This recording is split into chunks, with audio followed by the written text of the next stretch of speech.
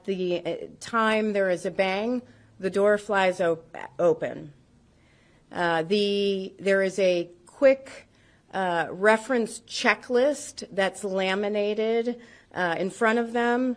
This is not the quick reference handbook. That is to the right side of the captain, but the checklist, the laminated checklist, flies out the door. The captain takes the quick reference handbook, hands it over to the first officer. They start going through their memory items. When this explosive decompression occurred and the door flew open, the flight attendant reports that she saw the first officer jolt forward. The first officer lost her headset at that moment. It was pulled off. The captain had a portion of the headset pulled off, but they put their masks on, turned on the speaker so they could communicate with folks back in the cabin. Communication was a serious issue. The flight attendants reported that they were not that it was difficult to get information from the flight deck, and the flight deck was having trouble also communicating. And I'm going to get back to that in just a second. But I do want to emphasize that the actions of the flight crew were really incredible.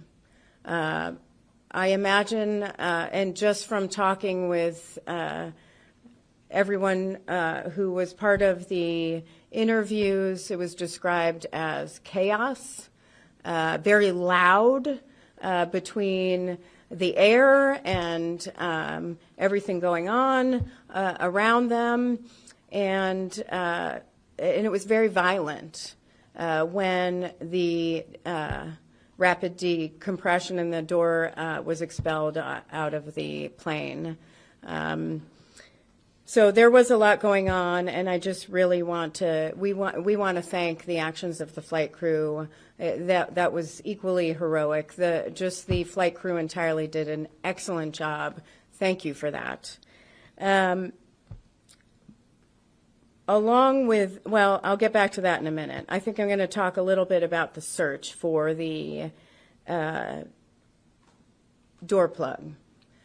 First and foremost, I want to thank the community. Every single time the NTSB asks the community to come together, provide photos, provide videos, look for something, report back in, it happens. The community came together and just went all out to try to look for this door plug. Now, just describing the door plug for everyone, which we have not found yet. It is yellowish green on one side and kind of can blend in and with vegetation, and it's white on the other side. It is 26 by 48 inches and weighs 63 pounds. So it's pretty large. Some community members found a cell phone in a yard and a cell phone on the side of the road and contacted us and handed that in. I would love for those two community members to email witness@ntsb.gov so that I can properly thank them. I would very much like to do that on behalf of the entire NTSB. We've also asked businesses in this location to look at their roofs to see if something is stuck on a roof. And then we are asking homeowners and businesses if you have Ring, if you have security cameras. I initially said 5:17 p.m. We went back and looked. I want to correct that. It's 5:11 p.m. Look at your Ring, look at your security cameras around 5:11 p.m. and see if you see anything. If you see something, please report it to us, witness@ntsb.gov, or please call local authorities. Now, this morning we sent back the cockpit voice recorder and flight data recorder to our labs. Those arrived later this afternoon. We are using part of the data in the flight data recorder to narrow the area that we want to search for the door plug.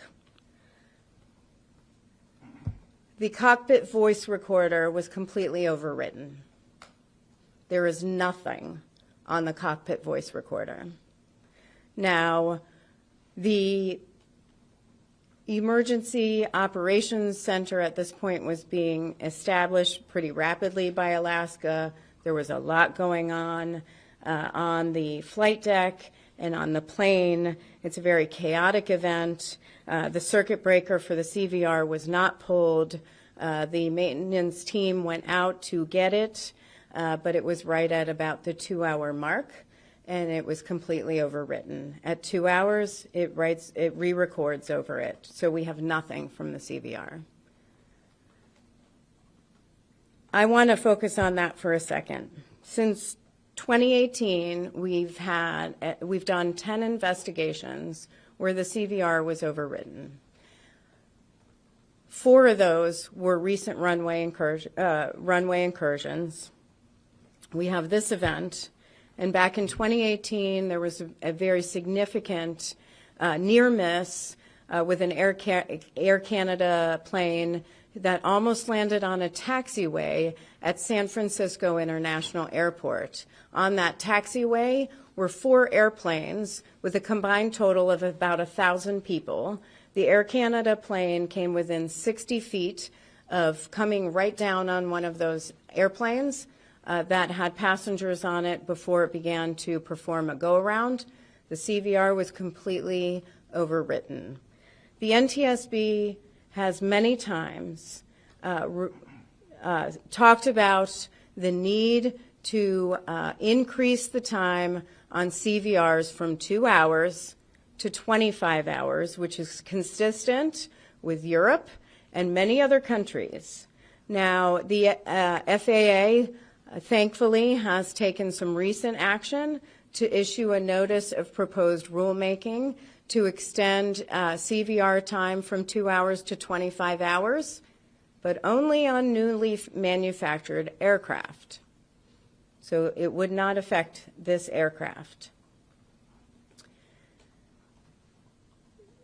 It can be, you can easily install a different cockpit voice recorder and increase the time from 2 hours to 25 hours.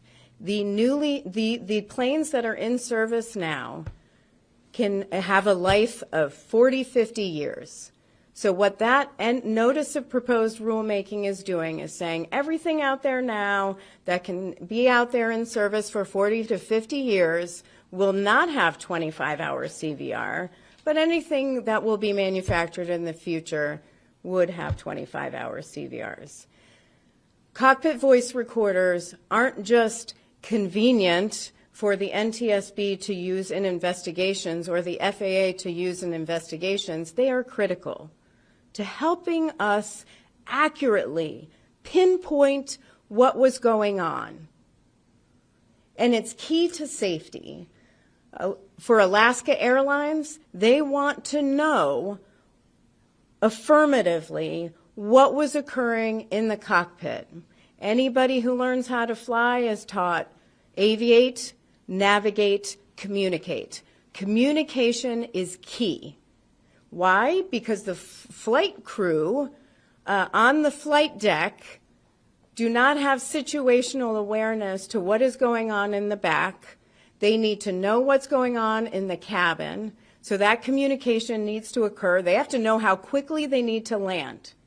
And if that communication is not recorded, that is unfortunately a loss for us, and a loss for FAA, and a loss for safety, because that information is key, not just for our investigation, but for improving aviation safety.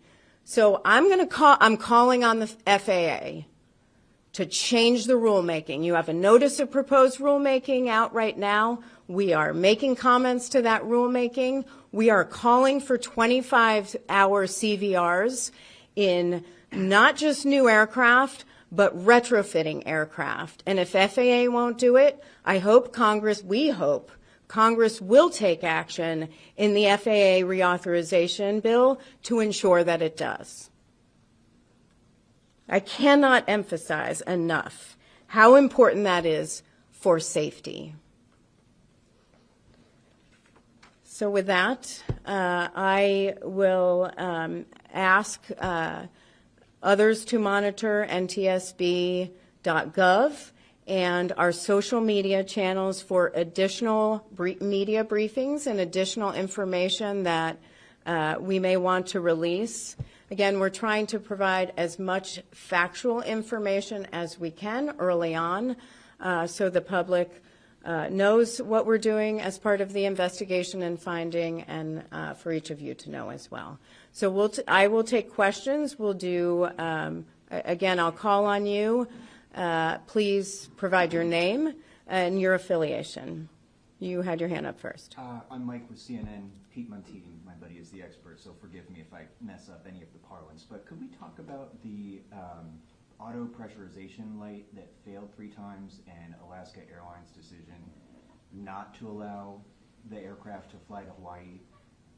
How concerned were you learning that information? I know that you said it was very benign, nothing occurred when the auto pressurization light failed, but again, not being Mr. Montini, that stuck out to me. Could you talk to us layman's a little bit more about that? And just to clarify, the word benign was not one by the NTSB, but reported to us as benign. Okay, thank you. So we will want to look into that system further, and we're going to want to look at the maintenance and repair logs. We'll want to talk to maintenance personnel, and we're going to want to look at any sort of repairs that were made to the aircraft from delivery.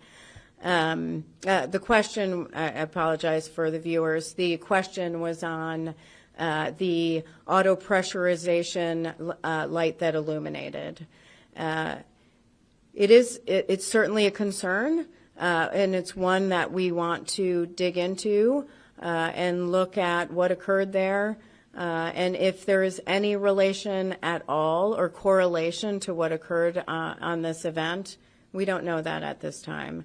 I don't have all the details on the December 7th illumination when that lit. One, January 3rd occurred in flight. The other occurred after it had landed, which would be, there wouldn't be a pressure issue when you're on the ground. So it shows that the cabin is not being pressurized properly? Is that the function of this light? That's the question is the function on the light, for the light. That's what it would indicate, or it could be just a failure of the light. Okay. It may have nothing to do with the auto pressurization system. It could be something wrong with the light. And my final, before you back to my colleagues, is that weird, or is that an unusual decision for an airline to just kind of sideline an aircraft and decide not to fly it over the Pacific Ocean because of something that could be wrong? The question is on the ETOPS restriction, or the restriction Alaska put in place to move that aircraft over water to Hawaii. That is a decision. That's a question. Great question for Alaska. Those are questions we are asking as well. Yes, and then we'll go here. Actually, KGW News, how important is it to find this door? Can you finish the investigation if you don't have it? The question is, how important is it for us to find the door? And how key is it to our investigation? Will we be able to determine how this occurred?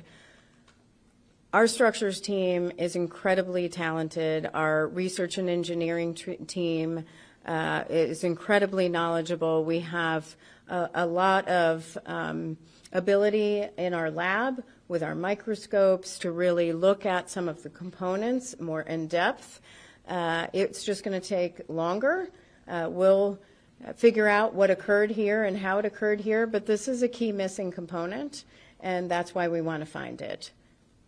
Yeah. So based on the investigation, what you found so far in your investigation, Fedor Zarhan with the Oregonian. Thank you.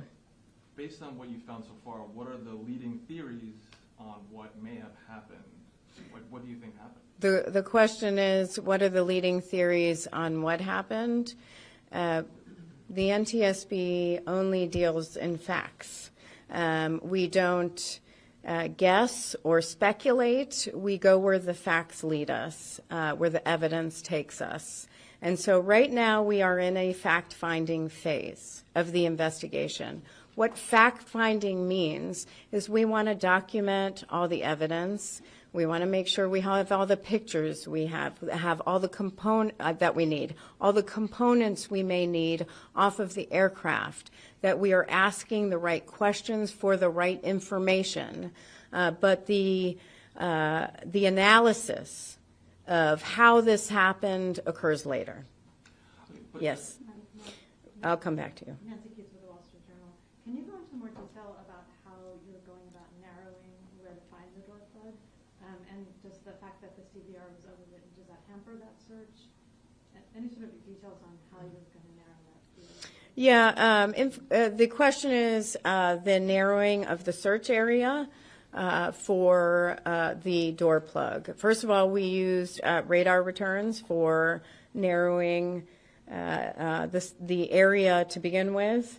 And there's data that our engineering team will look for to see if they could further narrow the area even more. Yes, and I think you had a second question. Victor Park with KATU. Have you been able to speak to all of the passengers or track them down? And do you plan to release any passenger manifests? The question is, have we interviewed any of the passengers, and do we intend to release a passenger manifest? The NTSB does not release passenger manifests, first and foremost. When it comes to interviews of the passengers, our survival factors team will at some point interview passengers. Right now they are documenting the exterior and interior of the aircraft, and then when they develop questions, they will reach out to the passengers that they feel they would like to interview. Yeah. So, NTSB earlier shared a diagram of the door plug and where it was. So can you point us to any particular components there that could have failed or that were found to have failed? The question is on the diagram that we released over social media of the door plug and the structure, and what components on that structure failed. We still have to analyze that. This is why we are currently taking pictures of how it looks in situ right now as it's on the airframe. Then we will take off those components and we will send it back to our lab to further evaluate in very strong microscopes, and they'll be able to see what is happening or what occurred in those components. Yes. Hi, Deborah with Reuters. You had mentioned that the scene was chaotic. When you first went on board, presumably today, can you describe what you saw? Did it look like a chaotic scene from what you were able to tell? The question is, what did I see when I boarded the plane? First of all, I went on the plane yesterday. I always go on scene before I ever meet with media. That's the first thing I do when I arrive at a scene, if I'm able to. But today, obviously, we had a closer look and a longer look at everything on from the flight deck through the cabin. All the oxygen masks are down, of course, except for the one that we're looking into. In the rows 26A, B, and C, one of the oxygen masks that 26C was using was intact. 26B, A, and the extra oxygen mask was sheared off, the tubing. The seats in 26 and 25 were torqued, and there was a lot of damage to the interior paneling trim. My impression when I saw that is it must have been a terrifying event to experience. And I just have a quick question. If the 25-hour period would make a difference in being able to better understand, why is the limit 2 hours? The question is, why is the limit 2 hours on CVRs right now? It used to be 30 minutes, and then it was increased to 2 hours at one point, and now we are pushing to increase it to 25 hours, consistent with international partners. Just to Yes. clarify, you said the plane had been, after the ETOPS restriction, it had been flagged for additional maintenance that hadn't been completed before the incident, is that right? The question is, after the ETOPS restriction was put in and after the 3 times that Alaska was aware of the illumination of the auto pressurization light alert, what they asked for is for maintenance to take a more in-depth look at that light that was illuminating. But that work had not been done yet prior to this event. So they checked it each time that it was reported that it illuminated, and then after the third time in the ETOPS restriction, they wanted to do a deeper dive into why that light kept coming on.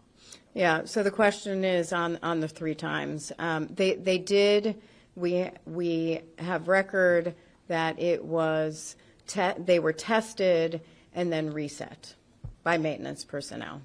What is the plan for the next few days? Helicopters, drones, anything? So the question is on the plan for the next few days. There's a lot of work that still needs to be done. Structures wants to continue looking at the airframe, at the door plug structure, and they're going to want to take off certain components and send it back to the lab. They're also going to want to look at the door plug that's on the opposite side of the aisle that is intact and look at how that functions in comparison to what they're seeing on the left side of the airplane.